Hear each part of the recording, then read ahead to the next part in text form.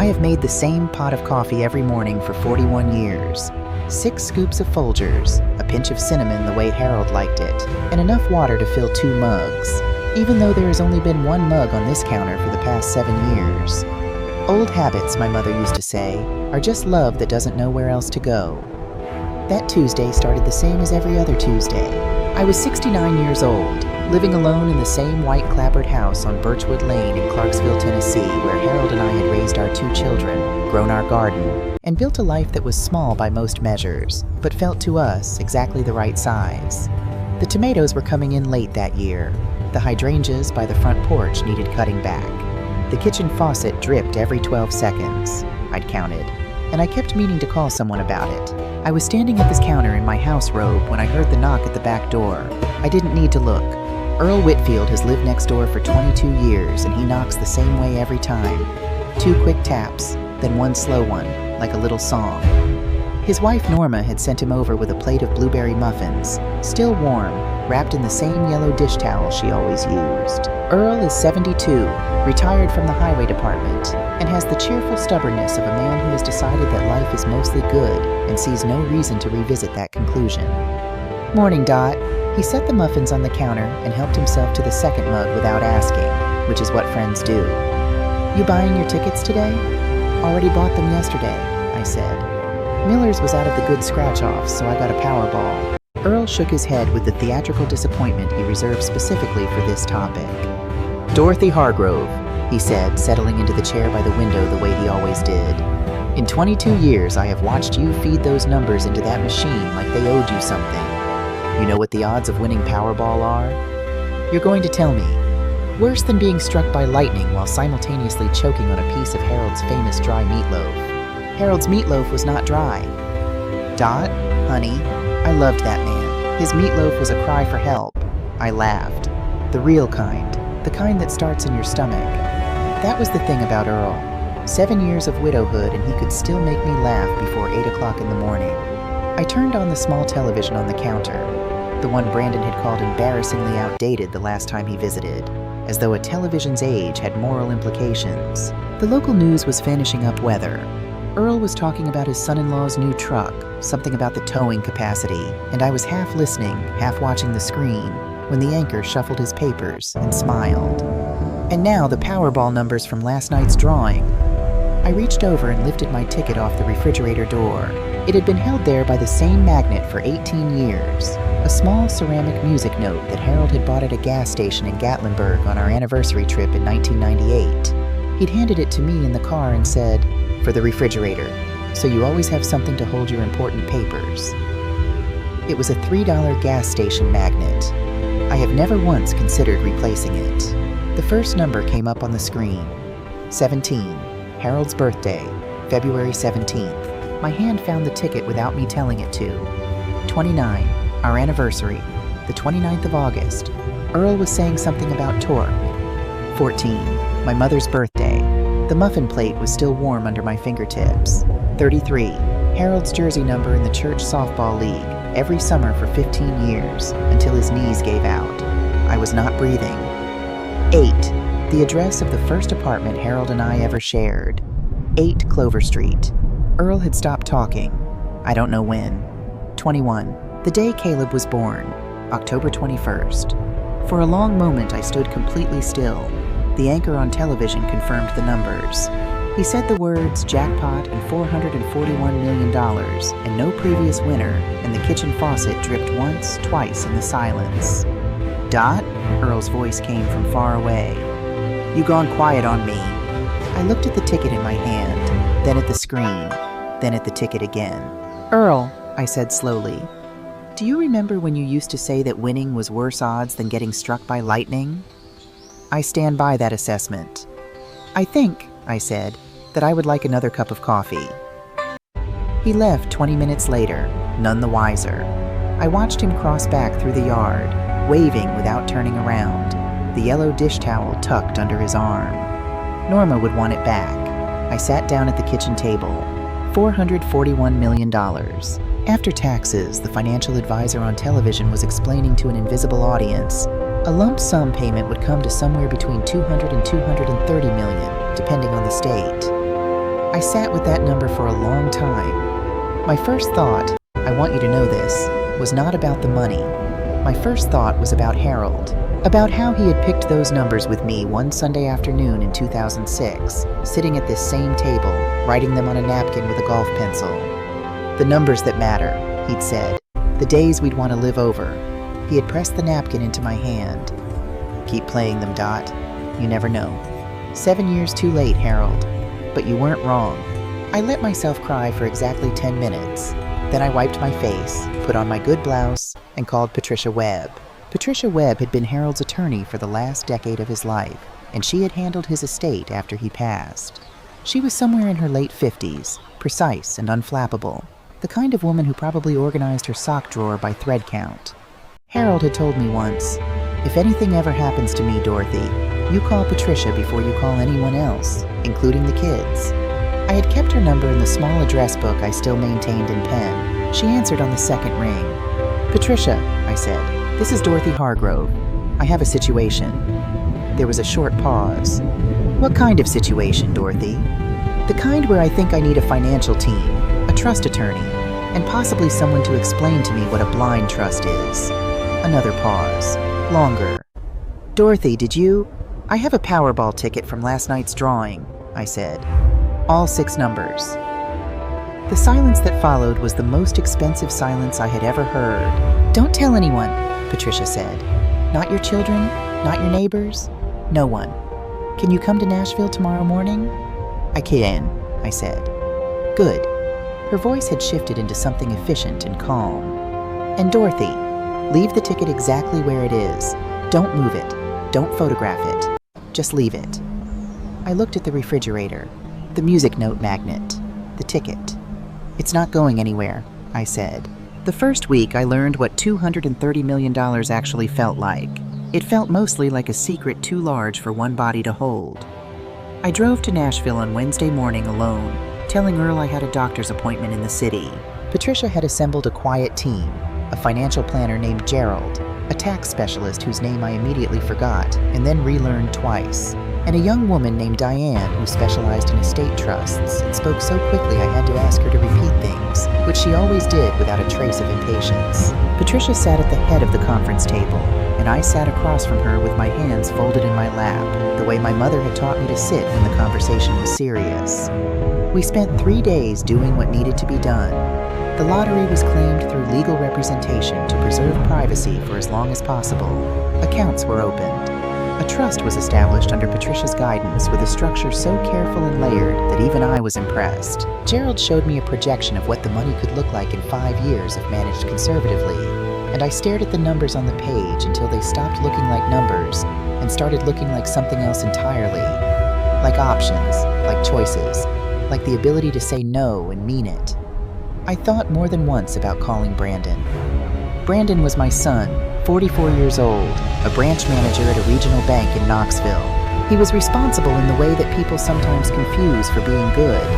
He paid his taxes on time and kept his lawn neat and had strong opinions about the correct way to load a dishwasher. He had his father's square jaw and none of his father's warmth.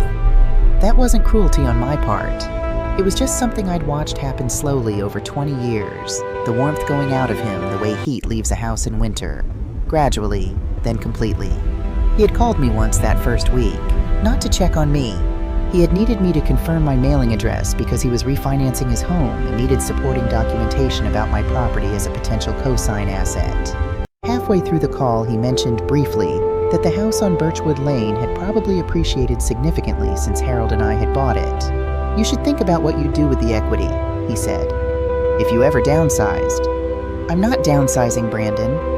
I'm just saying, Mom, at your age, a smaller place. I grew my children in this house, I said.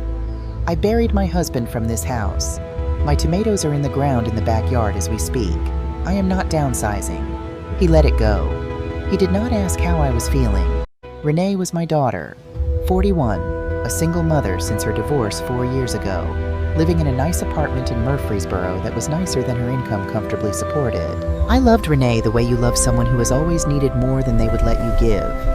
At a careful distance, with your arms a little extended, ready but not presuming. She texted me on Thursday of the first week, not to check on me, Hey Mom, sorry to ask, but rent is due Friday, and I'm short like $300. Could you help just till next week? I'll pay you back. I looked at the text for a long time. I scrolled back through our message history and counted. This was the 7th time this year she had asked. I scrolled further. Last year, 11 times. The year before, 9. I had never once counted before. I was counting now. I sent her the $300 the way I always did, and I wrote the amount and the date in the small notebook I'd started keeping in my purse. Not out of resentment, out of clarity.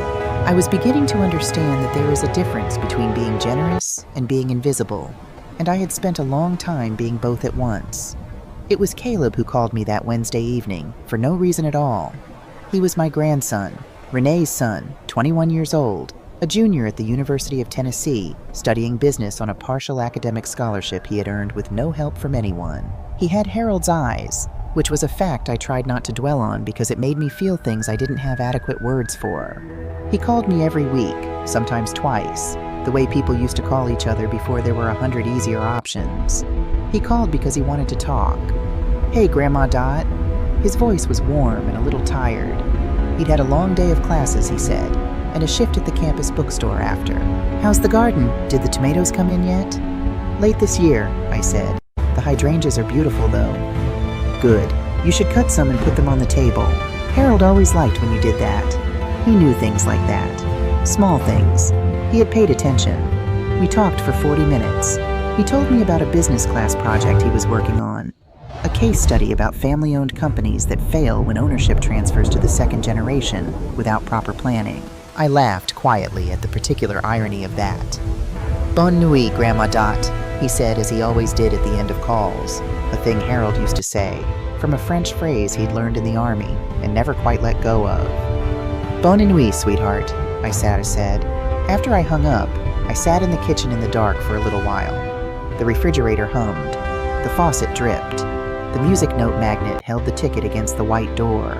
I thought about the question that had been sitting at the back of my mind since that first morning, quiet and patient, waiting. If you called them right now and told them you needed help, not money, just help, what would they say? I already knew, somewhere in the part of you that knows things before your brain catches up. But knowing is different from seeing. I needed to see it. On Friday of the second week, I called Patricia and told her I wanted to hire an investigator. For what purpose? She asked, with the careful neutrality she brought to every difficult topic. I want to know what my children say about me when I'm not in the room, I said. I want to know what they're planning. A pause. Dorothy, are you certain? No, I said honestly. I hope I'm wrong. I genuinely hope I'm wrong, but I need to know. Patricia had a name, Roger Finley, of Finley Investigative Services. 30 years in the field, discreet, professional, specialized in estate and family matters. She said he was the best she knew. I told her to make the call.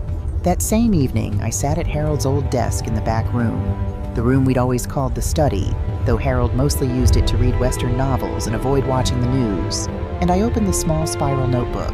I wrote 3 questions at the top of a fresh page, pressing the pen down firmly, the way you do when you want something to stay.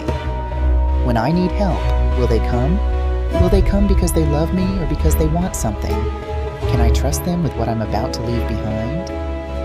I looked at the questions for a long time. Then I added a 4th, smaller, at the bottom of the page, almost as an afterthought, but not quite. Am I wrong about Caleb? I wanted to be careful. I had learned in 69 years that love can make you see things that aren't there. I had also learned that sometimes love is the only thing that lets you see things clearly. I took Harold's photograph out of the top desk drawer, a candid one from our 30th anniversary dinner, him laughing at something just off camera, looking younger than he had any right to at 58. I'm going to do this thing, I said to the photograph. I'm going to call them and ask for help and see what happens, and then I'm going to know. The photograph didn't answer. Harold never had been much for unnecessary conversation. I hope I'm wrong, I said. I really do. I put the photograph back in the drawer, face up, and closed it gently. The plan was simple enough that even a woman who had never in her life enjoyed complications could execute it cleanly. I would call each of them on a Monday morning when they were settled into the week but not yet distracted by the weekend ahead. I would tell them the same thing. that I was running short on my blood pressure medication, which was true, the prescription needed a refill, and that I was between Social Security payments and couldn't quite cover the cost this month. The amount I needed was $200, small enough to be easily given, large enough to require a real decision. I went over the plan with Patricia on Thursday. "Dorothy," she said with the measured tone she used when she thought something was inadvisable but had already decided to help anyway. "You understand that if this doesn't go the way you're hoping, then I'll have confirmation of what I already suspect," I said. "Either way, I'll know. Not knowing is worse." She was quiet for a moment. "And Caleb?" "Caleb too," I said. "I won't give him special treatment.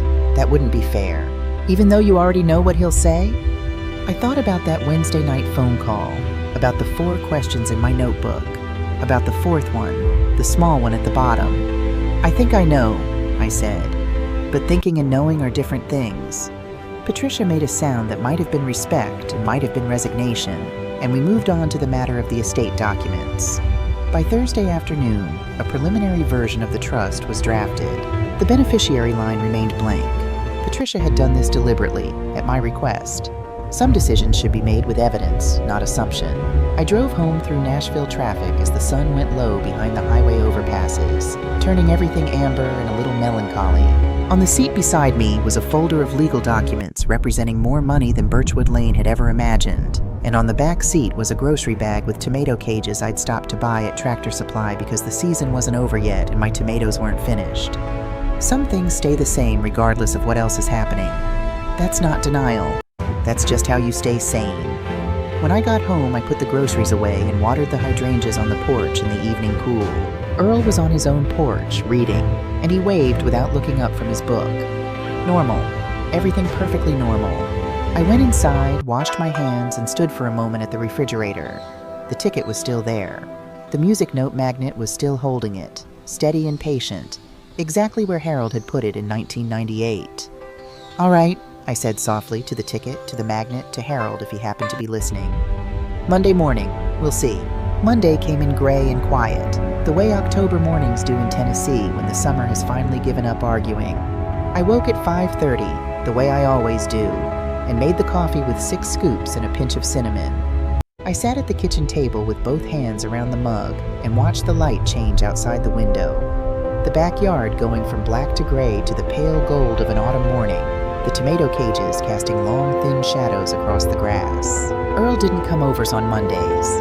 Norma had her book club and he drove her, which meant the house was quiet in the particular way it gets when you know a long time will pass before another person enters it.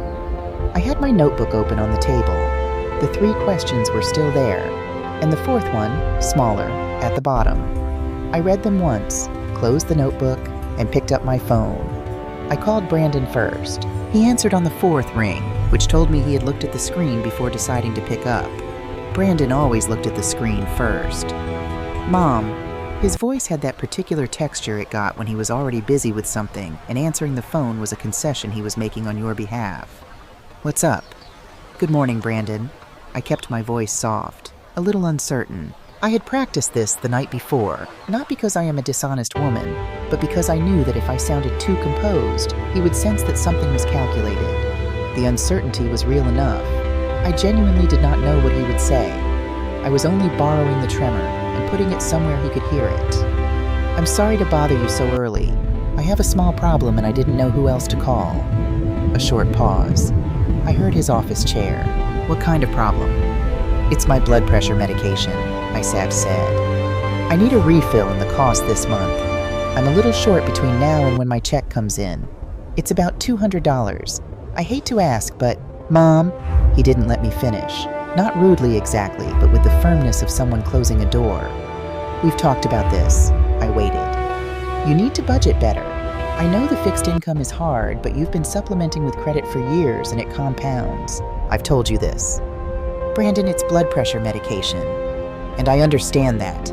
But I can't keep..." He stopped, restarted.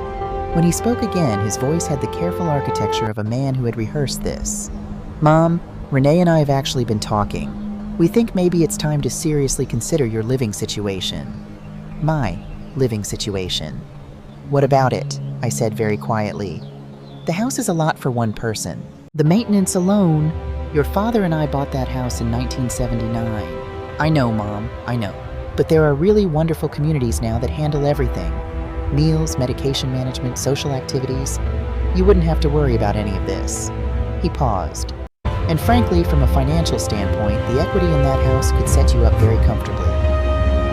Set me up in a community where they handle my medication management. I'll think about it, I said. Good. He sounded relieved, the way people do when they've redirected a problem without having to solve it. I really do think it's the right move. And Mom, I need you to work on the budgeting. I can't be a safety net every time there's a gap. Every time.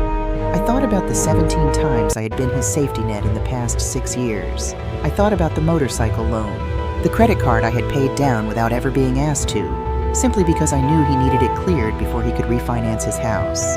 I thought about the $23,000 I had given him after his divorce from his first wife, before he met his current one. He had called it a loan.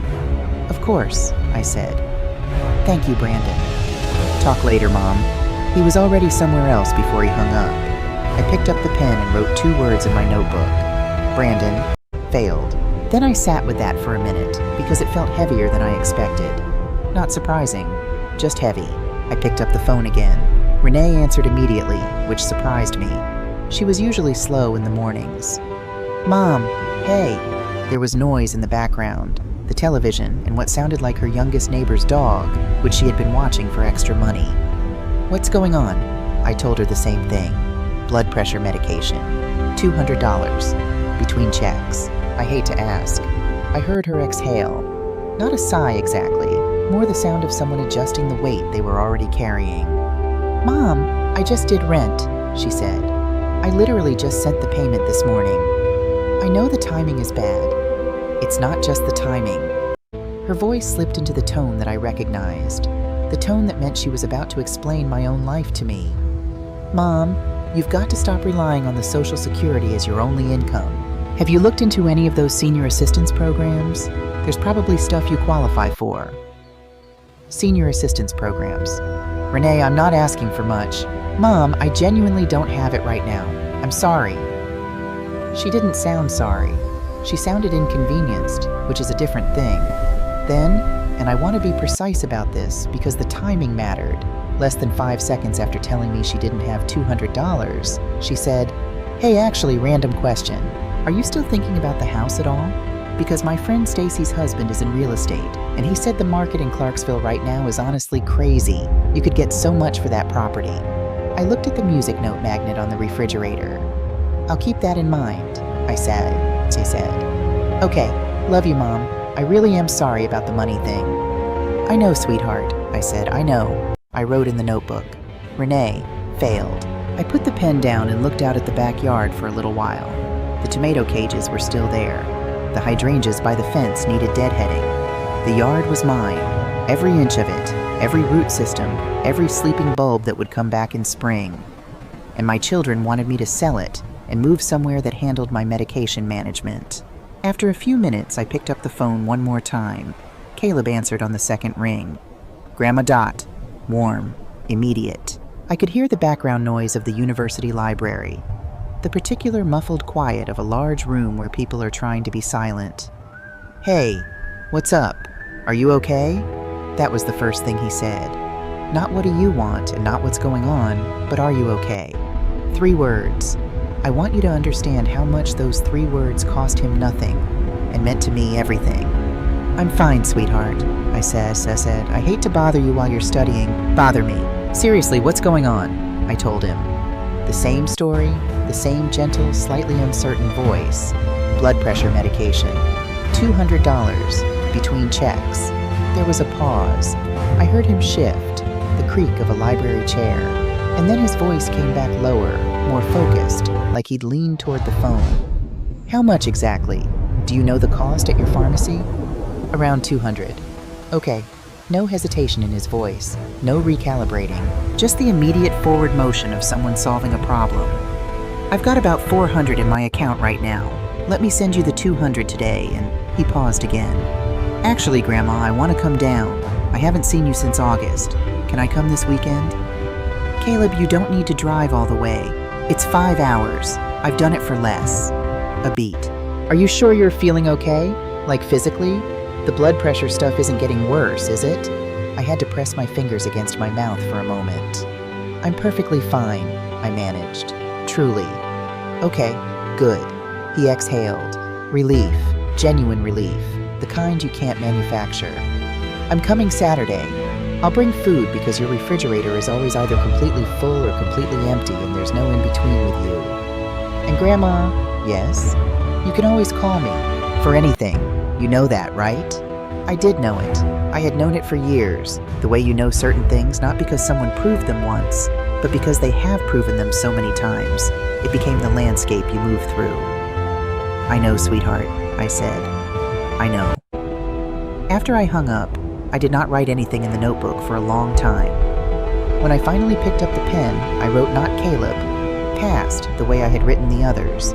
I just wrote his name, Caleb, and underneath it, in smaller letters, I was right to trust you. Then I closed the notebook, went to the back porch, sat down in Harold's old rocking chair, and cried for the second time since that Tuesday morning.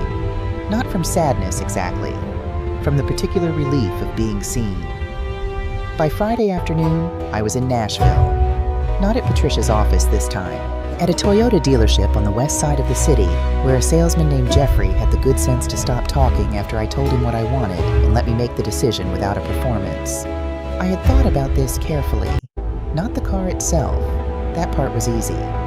Caleb had mentioned exactly once, almost as an aside during a phone call 8 months ago, that the Camry XSE in the deep blue metallic color reminded him of the car his grandfather used to drive. He hadn't said it as a wish.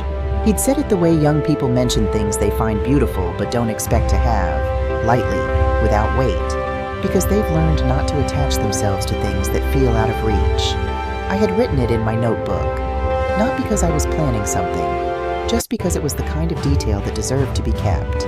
I pointed to the Camry XSE in midnight black metallic, the closest thing to the deep blue he'd described, and I told Jeffrey I would be paying cash.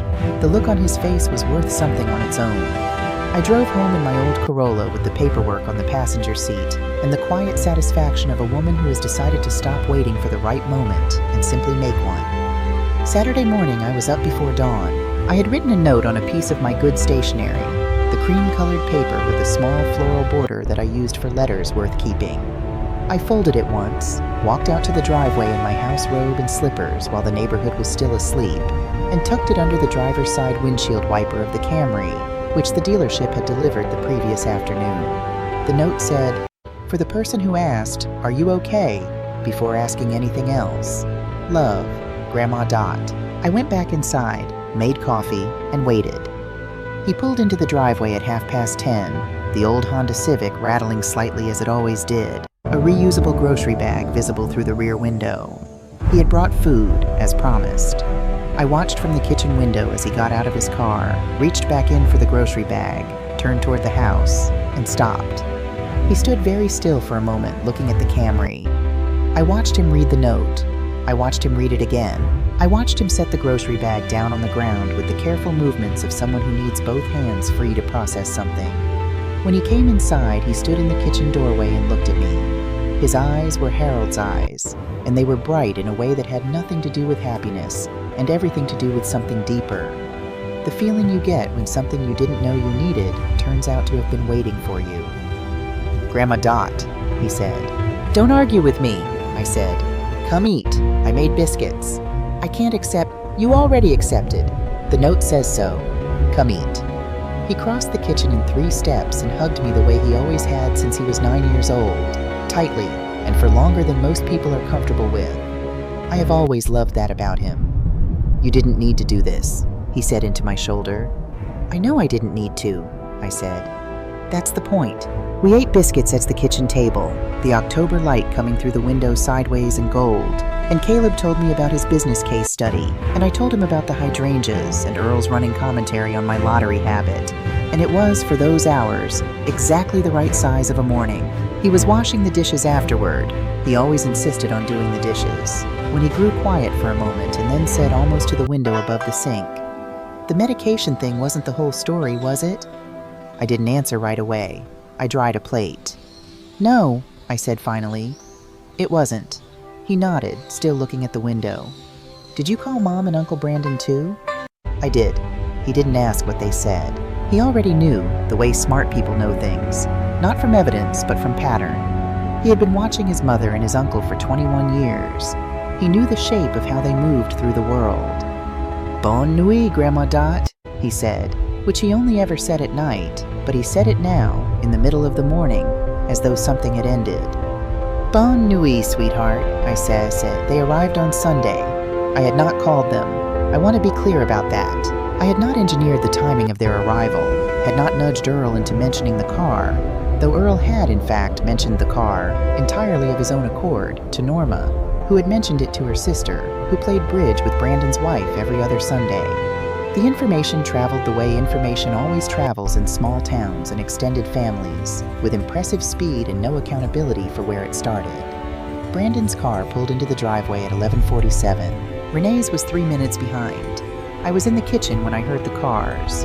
I poured myself a second cup of coffee, straightened the dish towel on the oven handle, and waited. Brandon came in through the back door without knocking. He had been doing this since he was a teenager, walking into my kitchen as though the habit of having grown up here entitled him to continue forever. He was wearing pressed khakis and the expression he used in professional settings when he was managing a situation he found beneath him. He stopped when he saw Caleb in the living room, standing up from the couch where he'd been reading. "Whose car is that?" Brandon said. "Mine," Caleb said. "Grandma Dot gave it to me." The silence that came after that sentence was the kind that has texture. Renee appeared in the doorway behind Brandon. She had come through the front, which meant she'd walked past the Camry in the driveway on her way in. Her face had already done the calculating by the time she entered the kitchen. She looked at me the way she sometimes did, like she was trying to find the seam in something, the place where it didn't quite add up. "Mom," she said, "can we talk?" "Of course," I said. "I'll make more coffee." We moved to the living room, the room where Brandon and Renee had done their homework on the floor for years, where we'd opened Christmas presents and watched the Super Bowl and sat around after Harold's funeral eating casseroles brought by neighbors. The room had held a great deal of history. I hoped it was sturdy enough for one more conversation. Brandon sat forward in the armchair. Renee was on the edge of the sofa. Caleb remained standing near the doorway, reading the room. "Mom," Brandon leaned forward with his elbows on his knees, a posture he'd adopted sometime in his 30s that he believed communicated seriousness. "The car, how much did that cost?" "About $35,000, I said pleasantly. The number landed. 35, Renee stopped, started again. "Mom, last week you called saying you needed $200 for medication." "I did call, yes. And now you bought a $35,000 car." "I did, yes." "With what money?" I looked at my daughter. I thought about the 7 texts this year, each one a small emergency, each one resolved with a transfer I had made without comment or complaint. I thought about the real estate friend's husband she had mentioned less than 5 seconds after saying she couldn't help me. I thought about the notebook in my purse with the dates and amounts listed in my own handwriting. "That," I said, "is an interesting question." Brandon's patience, which had never been his strongest feature, gave out. "Mom, this isn't a game. If someone has given you money, if someone is taking advantage of you financially, that's something we need to know about. We need to be involved." "You need to be involved," I repeated slowly. "You're getting older. You're alone. These are exactly the circumstances where people get taken advantage of." The care in his voice was so well constructed that if I hadn't known him for 44 years, I might have believed it. But I did know him. And I knew the difference between concern for a person and concern for an asset. "Brandon," I said, "when I called you Monday morning and told you I needed help with my medication, what did you suggest?" A pause, just brief enough to be telling. "I suggested we look at your living situation. You suggested I sell this house and move somewhere that manages my meals and my medication. You told me I needed to budget better." I tilted my head slightly. "Is that being involved?" The room was very quiet. Renee tried a different approach, softer, which I gave her credit for even as I saw it for what it was. "Mom, we're not trying to make you feel bad. We're worried. Buying a car this size, out of nowhere, without telling anyone." She glanced at Brandon. "It's the kind of decision that makes us wonder if I'm what?" I asked. She didn't finish the sentence. She didn't need to. The word that was missing from that sentence had been in Roger Finley's report, too. I had read it in black and white, in a document prepared by a professional with 30 years of experience. And I had read it twice, and then I had put it in the folder and closed the folder and sat with what it meant for a long time. Caleb stepped forward from the doorway. "Mom," he said quietly. "Uncle Brandon." He looked at them both with the steady, careful look of someone choosing their words the way you choose your footing on uncertain ground. "When Grandma Dot called and said she needed help with her medication, what did you actually say to her?" The carpet became suddenly very interesting to both of them. The silence stretched until it had taken on its own shape, filling the room the way water fills a container. And that was when Caleb looked at me, and I looked at him, and something passed between us. The private communication of two people who have understood each other for a very long time. "Ba," he said softly, a word he had picked up from a Vietnamese roommate and started using occasionally for grandmother, just because he liked the sound of it. This was a test, wasn't it? It was not quite a question. Brandon's head came up sharply. Renee's eyes narrowed. I looked at my grandson, Harold's eyes, Harold's steadiness, something entirely his own, and I smiled. "What gave it away?" I asked. "The note on the car," he said. "You don't do things without reasons. And the reason on that note wasn't about a car." The word test sat in the middle of the room like something dropped from a height. Brandon was the first to react. He stood up from the armchair, not quickly, but with the deliberate motion of a man who needs to be on his feet to feel in control of something. "A test," he repeated. The word in his mouth had a different quality than it had in Caleb's. Caleb had said it with quiet recognition. Brandon said it this way people say words they want to discredit. "You're telling me this entire thing was a setup?" "I prefer to think of it as a clarity exercise," I said. "Mom," Renee's voice had climbed half an octave. You called me saying you needed help, that you were struggling, and it was a performance?" "The medication is real," I said. "The prescription needed a refill. That part wasn't invented." I folded my hands in my lap the way my mother had taught me. What I invented was the urgency, the helplessness, the suggestion that I had no other options. I paused. "I wanted to see what you would do when you believed I had nothing left to offer you." Renee opened her mouth, closed it, opened it again. Brandon pointed at Caleb. "And you knew about this?" "I figured it out yesterday," Caleb said, with the straightforward calm of someone who has nothing to defend. "About 10 minutes after I saw the car. And you didn't say anything to us? You didn't call to ask." That landed cleanly. Brandon sat back down. I stood up and walked to the small writing desk in the corner. Harold's desk, the one with the shallow drawer that stuck in humid weather. I opened it and took out the spiral notebook. I brought it back to my chair and set it on my knee. "I've been keeping notes," I said, "not to build a case against you. I started keeping this notebook 4 years ago because I realized I was losing track of things. Not the way you're hoping, I mean, Brandon. Not that kind of losing track. I mean, I was losing track of what was real, of what was actually happening in my family, versus what I was telling myself was happening." I opened the notebook to the first page.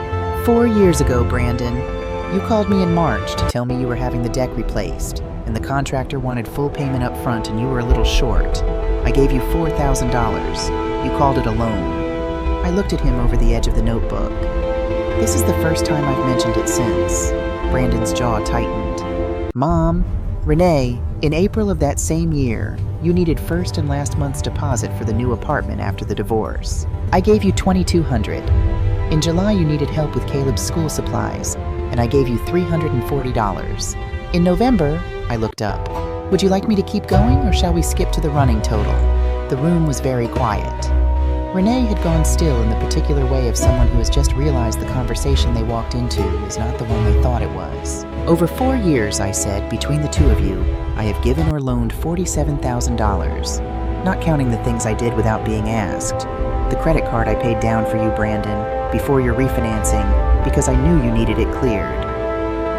The 3 months of Renee's car insurance I paid when she said she was getting back on her feet." I closed the notebook. I kept this because I needed to know if I was being generous or if I was being foolish, and I still don't have a clean answer to that. But I know this, not $1 has been repaid. and neither of you has called in the past 3 weeks simply to ask how I was doing. I let that sit. Caleb was very still in the doorway, not judging, just witnessing.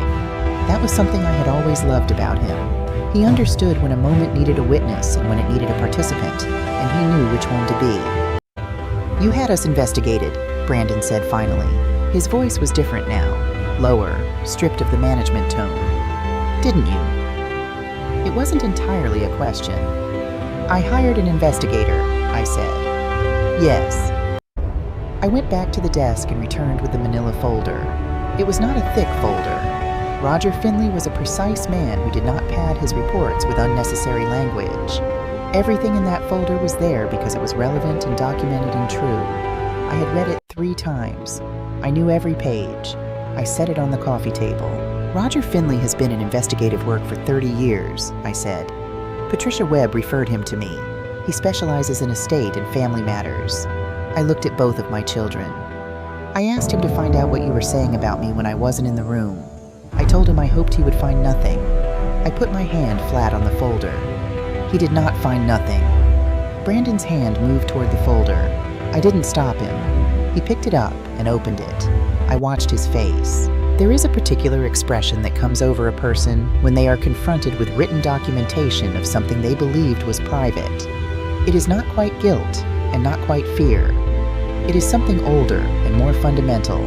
The expression of someone realizing, perhaps for the first time, that their actions have a permanent shape in the world, that they did not disappear when the moment passed. Brandon's face did that now. Renee leaned over to look. She made a small sound, barely audible, like something had caught in her throat. "I'll tell you what's in there," I said, since I imagine it's difficult to read. Brandon closed the folder. He didn't put it down. He held it in both hands like he wasn't sure what else to do with them.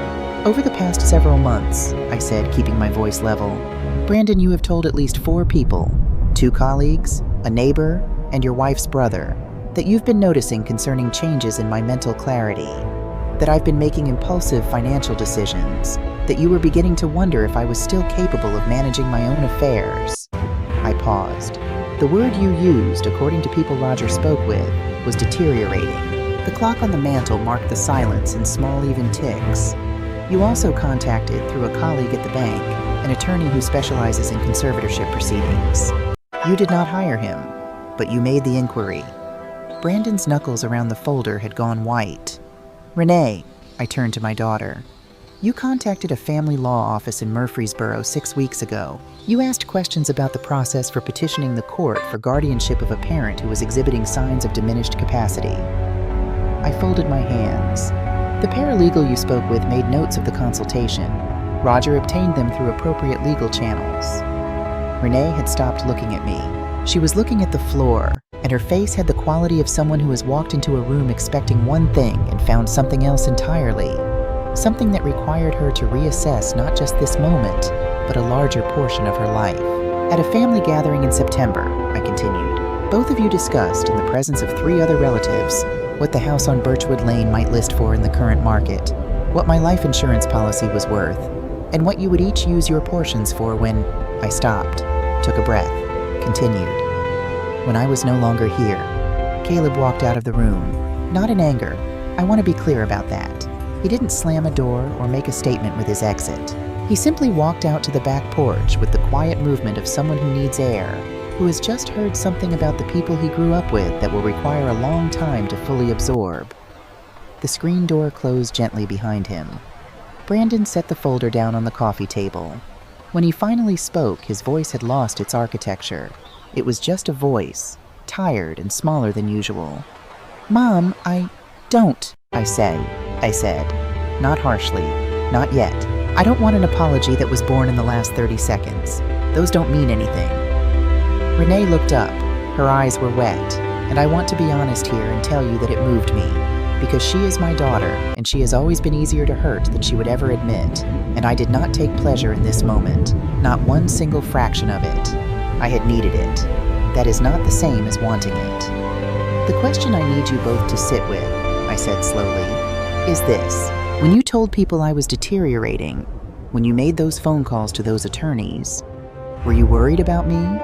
Or were you worried about what would happen to this house? and those accounts and that policy if I remained in control of them? Neither of them answered. That was, in its way, the most complete answer I could have received. I stood up, went to the kitchen, opened the refrigerator door. The music note magnet was still there, the same place it had been since 1998, and beneath it, the Powerball ticket, which I had taken to Patricia's office to have properly encased in a small laminate sleeve, because some things deserve to be preserved. I brought it back to the living room and held it out to Caleb, who had come back in silently through the screen door and was standing near the window. He took it and looked at it. His face went through several things in quick succession. "Grandma," he said. His voice was careful, the way voices get when the mind is running fast and the mouth is trying to keep up. This is the Powerball jackpot from 3 weeks ago. Yes. You won. Yes." Brandon stood up again. "Let me see that." Caleb moved the ticket slightly away from his uncle's reach, not aggressively, just with the natural instinct of someone keeping something safe. "Uncle Brandon," his voice was quiet. "Give her a minute." Brandon stopped. I sat back down in my chair. $441 million, I said. After taxes, the lump sum comes to approximately $230 million, with investment returns accruing since the claim was filed 3 weeks ago. I smoothed my slacks over my knees. The money has been claimed, processed, and placed in trust. The ticket is a souvenir. The silence that followed was a different quality than any of the previous silences. It had weight to it. It had the specific gravity of a number that is too large to hold in the mind all at once, so it has to be held in pieces, and each piece is heavier than the last. Renee's hand had come up to cover her mouth. Brandon was doing arithmetic behind his eyes. I could see it. I had watched him do arithmetic behind his eyes since he was 9 years old, and it had never been anything but obvious. And this is the moment I had been, on some level, waiting for since Monday morning. The moment that would tell me more than any phone call or investigator's report ever could. Brandon pulled his chair close to mine. He leaned forward. His voice dropped, and it became gentle in a way I had not heard from him in a very long time. "Mom," he said, "you don't have to worry about any of this alone anymore. We're here. Renee and I, we can help you manage all of this. The trusts, the investments, the decisions. You shouldn't have to navigate something this size by yourself. Let us help you." I looked at my son. I looked at this man I had brought into the world, carried through scarlet fever and a broken collarbone and the death of his father and a divorce, who I had loved with the specific, helpless love of a mother who knows her child's flaws and loves him anyway. And I said very gently, "Brandon, 10 minutes ago you couldn't help me with a $200 prescription." The gentleness left his face. "I'm not angry," I told him. "I want you to understand that. I'm not sitting here in triumph. I'm sitting here tired and clear-eyed, and I'm telling you that the version of you that just offered to help me manage $230 million is the same version that told me to figure it out and look into assisted living 4 days ago." I noticed the difference. Renee was crying quietly, not performing it, actually crying, which I recognized because I had watched Renee cry her whole life, and I knew which version was which. "Mom," she said, I know what I did. I know what we both did." She pressed her fingers under her eyes. "I don't have an excuse." "No," I agreed. "You don't." I went back to the desk one final time. The last folder was thicker than the others. It had the letterhead of First National Legal Group at the top, and below that, several pages of documentation that Patricia had helped me prepare with the same quiet efficiency she brought to everything. I set it on the coffee table. 3 weeks ago, I said, while I was working with Patricia on the trust, I asked her to help me do something else. Something I want to explain carefully, because I don't want you to misunderstand my intention. Brandon looked into the folder with the expression of a man who has stopped expecting good news. "I contacted your creditors," I said. "All of them. Brandon, your auto loan, the 2 credit cards, the personal line of credit you took out in August. Renee, your car financing, the 3 credit cards, the personal loan from March." I opened the folder. "I purchased all of those debts at market rate." Renee's crying stopped. The room went absolutely still. Brandon started. "It is completely legal," I said. Patricia confirmed it. "Your own attorneys can confirm it if you choose to verify. Debt purchasing is a standard financial practice. The fact that the purchaser is a family member is unusual, but not prohibited. Brandon stared at the folder. How much? Brandon, your purchased debt totals $54,000. Renee, yours totals $61,000. Added to what you've each borrowed from me directly over the past 4 years, that brings the total to... I found the summary page. Brandon, you owe me $72,000. Renee, you owe me $83,000. Renee made a sound I had never heard from her before. It was very small and very honest. The terms, I continued, are as follows. Interest at 22% annually, compounded monthly. Full balance due within 45 days, at which point, if not paid, Patricia's office will begin standard collection proceedings. I closed the folder. I want to be clear. I am not doing this to destroy you. I'm doing this because for 4 years I have been your creditor without being acknowledged as one. I have extended resources without terms, without acknowledgement, without so much as a conversation about repayment. I am now extending the same resources under honest terms. That seems fair to me. Brandon was gripping the arm of the chair. We don't have that kind of money. I know, I said. Brandon, your savings account has approximately $1,400. Renee, yours has closer to $800. I know because Roger's report was thorough. I set the folder down. You have options. You can liquidate assets. Brandon, the motorcycle alone might bring $12,000 to $15,000 if you sell quickly. Renee, trading down from the BMW could save you $10,000 to $12,000. You can both take on additional work. And you can... I paused, letting the irony arrive on its own. Ask family for help. After all, that's what family is for. Renee laughed. It was a broken sound, not a happy one, but it was real. There's one more option, I said. They both looked at me. You can ask me, I said. Directly. Honestly. Not because I'm your mother with a large estate that you need access to, but the way you would ask anyone who held your debt and had the power to restructure it. Honestly, without strategy, without management, without calculating what's in it for you. I folded my hands. I may not say yes, but I will listen. Brandon put his face in his hands. It was the most unguarded I had seen him since his father's funeral, when he had sat in this same room and cried without self-consciousness for the only time I could remember in his adult life.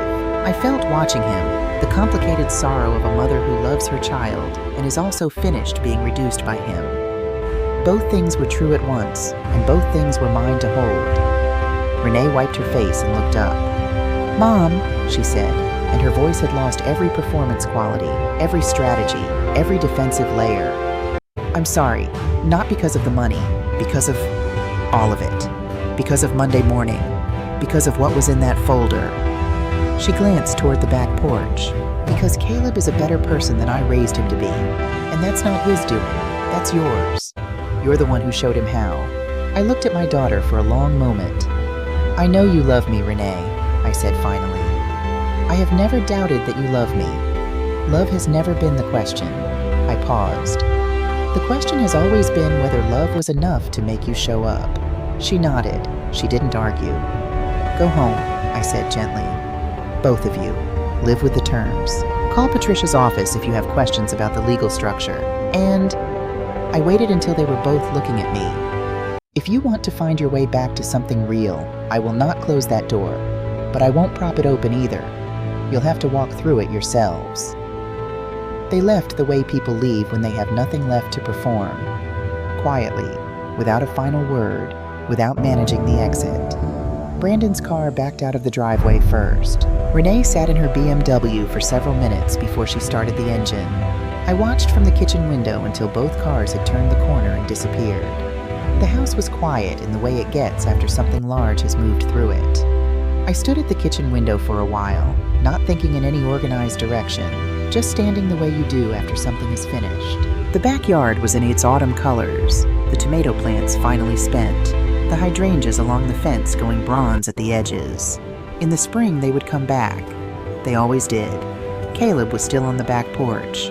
I made 2 fresh cups of coffee, carried them out through the screen door, and sat in the second rocking chair, the one that had been Harold's, and that I had never been able to bring myself to move or replace. I handed Caleb his mug. We sat without talking for a little while. The neighborhood had its Sunday sounds, a lawnmower somewhere 2 streets over, Earl's wind chimes, the distant bark of a dog with no particular urgency about it. "Are you okay?" Caleb asked. "Yes," I said. "Are you?" He thought about this seriously, which I appreciated. He did not produce an automatic answer. "I think so," he said finally. "It's a lot to know about people you love." "It is," I said. "It doesn't stop you from loving them." "No." He held the coffee mug in both hands. "Does it change things between you and Mom?" "It changes what I will accept," I said. "It doesn't change what I feel." I looked out at the hydrangeas. "Your mother loves me, Caleb. I truly believe that. She has just loved herself more for a long time, and I have allowed it because it was easier than addressing it.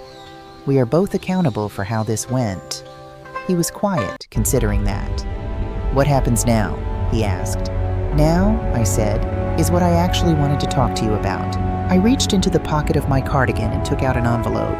Cream-colored, the good stationery with the small floral border.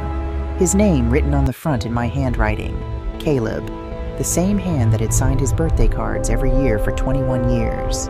I held it out to him. He looked at it, then at me, then he took it. He opened it carefully, which was characteristic of him. He was not a person who tore into things. He unfolded the letter inside and read it. I watched his face. The letter was from Patricia Webb. It was formal, precise, and written in the language of legal documents, but its meaning was plain enough. Caleb James Stills was named as the sole primary beneficiary of the Dorothy Ann Hargrove Living Trust. Additionally, he was named as the founding trustee and director of the Harold Wayne Hargrove Charitable Foundation, an endowment I had established with a portion of the funds intended to provide educational support to first-generation college students in Clarksville and the surrounding counties. Students who were working their way through school without a safety net. Students who looked in some essential way like the young man sitting beside me. Caleb read the letter twice. He folded it along its original creases and held it in both hands. "Grandma Dot," he said. His voice was not entirely steady. "This says the foundation was established 2 weeks ago." It was. Before the test. "Yes." He looked at me. "You already knew." "I already knew," I said. "I told you. The test wasn't to find an answer. I had the answer. The test was to confirm that I wasn't being foolish for believing in what I already knew." I picked up my coffee mug. "Your grandfather used to say that wisdom isn't knowing things other people don't know. It's trusting what you know when everyone around you is telling you to doubt it." "He was right," Caleb said quietly. "He usually was. Don't tell him I said that. He'd never let me hear the end of it." Caleb laughed. It was a full, unguarded laugh, and it broke the last of the morning's wait. We sat with that for a moment. "The foundation," Caleb said. "You want me to run it?" "I want you to build it," I said. "There's a difference. I don't want a caretaker. I want someone who understands what it means to work for something, who knows what it feels like to need help and not ask for it, because you've learned that asking doesn't always lead anywhere good." I looked at him directly. "You studied business. I have resources. That does sound like a reasonable partnership. You're serious." "Caleb, I am 69 years old and I have $230 million. I am exclusively serious from here on out." He laughed again, and this time there were tears in it. Not sad ones, the other kind. The kind that come when something shifts in a way you didn't know you were waiting for. "There's one condition," I said. "Anything. You finish your degree, every last credit hour. You don't get to skip the ending because the beginning became easier." I pointed my finger at him in the way that has worked since he was 7. I didn't put Harold's name on that foundation so it could be run by a college dropout. "Yes, ma'am," he said, with a smile that was entirely his own, and also unmistakably Harold's. We sat on the back porch for a long time after that. The afternoon light moved across the yard the way it always did in October, slow and golden, taking its time. Earl appeared at the fence eventually, ostensibly to return the yellow dish towel Norma had been sending over with muffins for 2 decades, and we waved him in and gave him coffee, and he told a story about his son-in-law's truck that had no discernible ending, and the 3 of us laughed anyway. Later, after Earl had gone home and Caleb was loading the last of the dishes into the drying rack, I went to the refrigerator. I took down the Powerball ticket in its laminate sleeve. I held it for a moment. This small rectangle of paper that had been sitting on my refrigerator for 3 weeks, held in place by a gas station magnet from 1998, carrying a secret that had reorganized everything. I opened the drawer of Harold's desk and placed the ticket carefully inside, face up, next to his photograph. "Not bad," I said softly. For a woman who was throwing away coffee money. The kitchen faucet dripped once, the way it always did. I made a mental note to call someone about that. Some weeks later, I did call Brandon and Renee. Not about money, not about the trust, just a call. The conversations were shorter than they used to be and more honest, which meant they were actually longer in the ways that matter. Renee had picked up a second job. She had not asked me to restructure the debt, not yet, but she had called twice simply to talk, with no agenda attached. And both times I had answered, and both times we had stayed on longer than either of us planned. Brandon was harder. Brandon had always been harder, but he had sent me a card in November. A plain card, nothing fancy, with a few sentences in his handwriting that said he was sorry, and that he knew sorry wasn't sufficient, and that he was trying to figure out what sufficient looked like. I put the card in the drawer with the ticket and Harold's photograph. I am not a woman who throws away things that might still mean something. Caleb called every week, sometimes twice. He had told his professors about the foundation, and one of them had asked to be an advisor. He texted me photographs of the Camry in the campus parking lot and of the grant application templates he was drafting, and once, memorably, of a bowl of cereal he had made for dinner at 11 o'clock at night, with the caption, "Grandma Dot, please don't tell anyone." I did not tell anyone. Earl still came on Tuesdays. Norma still sent muffins. The hydrangeas came back in spring, exactly as they always did, blue and extravagant and completely unbothered by anything that had happened while they were underground. The faucet, I am sorry to report, is still dripping. Some things, I have decided, you simply learn to live with. And some things, the ticket in the drawer, the music note magnet on the refrigerator door, the name Harold Wayne Hargrove printed in careful letters on a foundation that will put children through college for decades to come. Some things you hold on to. Not because you need them, because they're yours, because you earned them. And because love, real love, the kind that drives 5 hours without being asked and offers its last $400 and says, "Are you okay?" before it says anything else, that kind of love deserves to be honored. Harold knew that. I always knew it too. I just needed, finally, to stop being the only one in the room who did.